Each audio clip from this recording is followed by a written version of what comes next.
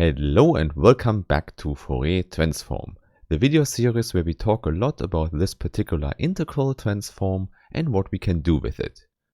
And in today's part 25, we will just look at an explicit example for the Fourier transform. However, as always, before we really start, I first want to thank all the nice people who support this channel on Steady, here on YouTube or via other means. And as a reward for your support, you can find a lot of additional material with the link in the description. And then without further ado, let's quickly recall the definition of the continuous Fourier transform as we have defined it in the last video. The case we've considered is that we have a Lebesgue integrable function f defined on Rn. And this one has a Fourier transform denoted by f hat. And it's defined by an integral which also gets a factor 1 over the square root of 2 pi to the power n in front. Moreover, the integral itself goes over the whole space Rn, and inside we find the product of this exponential function with f. And please note, in the exponent of the exponential function, the vector p and the vector x are combined with the standard inner product in Rn.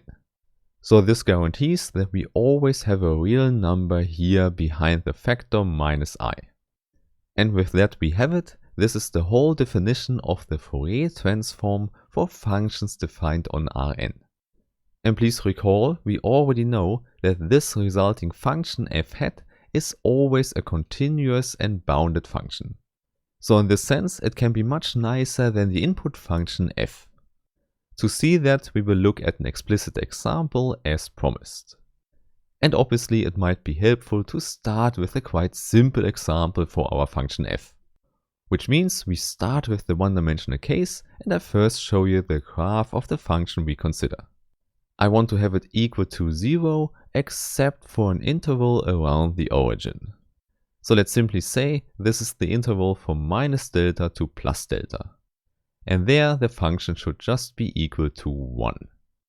This means for the explicit definition of f, we just have to distinguish two cases.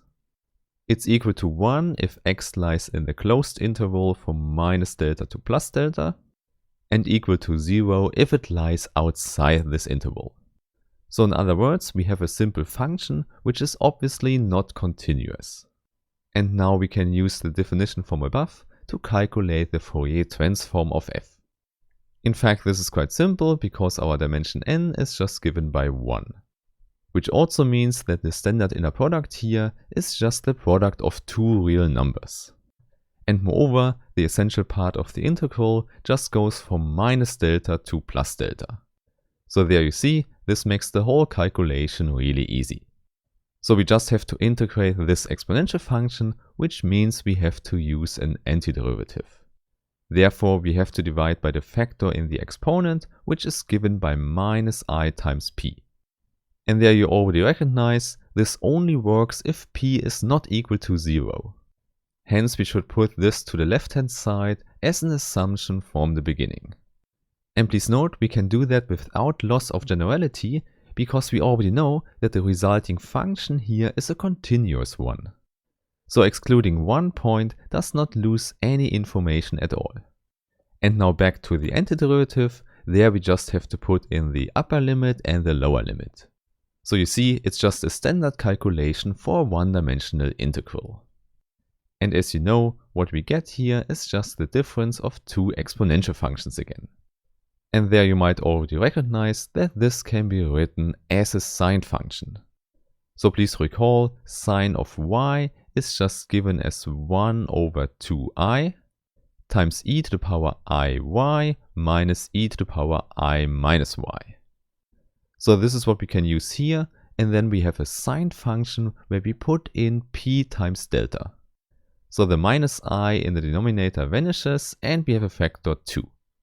And there we have it, this is our result, this is the Fourier transform of our given function f. And obviously we can make it a little bit nicer, and first we should bring the constants to the front. And then we can put the sine function together with 1 over p. And to make it clearer what happens here, we should write p times delta into the denominator. Which also means we have to multiply with delta on the right hand side again. Please note, writing it like that is helpful because what we find here is the so-called sinc function. And this one is a continuous function which has the value 1 at the origin. Hence, the essential result is that our characteristic function here has the Fourier transform given as the sinc function scaled with delta. Which means if delta grows larger and larger, the value at the origin for the Fourier transform also grows with delta. However, there you might also know that the sinc function is not a Lebesgue integrable function at all. In fact, if you integrate the absolute value of this function from 1 to infinity, and let's say we have sine of y divided by y, then we don't get out a finite number. This is quite interesting because we immediately get an example where the output of the Fourier transform is not an L1 function anymore. And now I would say, let's illustrate the whole thing by plotting the graphs. So here I have the original function f, where delta is chosen to be equal to 1. And now to the right I can also plot the Fourier transform, which is given as the sinc function.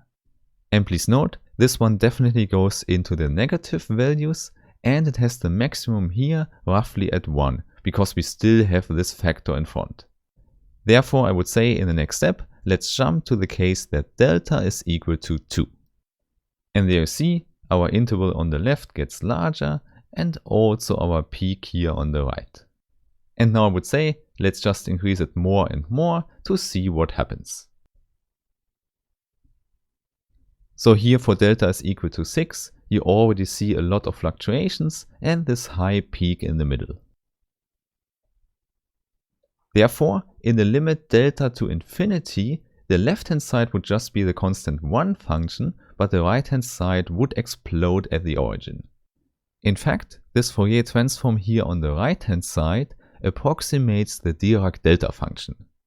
However, this already goes beyond what we actually do here, because we can only use integrable functions on the left hand side. So we can make this delta as large as we want, but we cannot send it to infinity. However, in order to understand how the Fourier transform works, this limit process is still helpful. However, this is definitely something for another video, so I really hope I meet you again when we go deeper into the theory of the continuous Fourier transform. So I really hope I meet you again and have a nice day. Bye bye.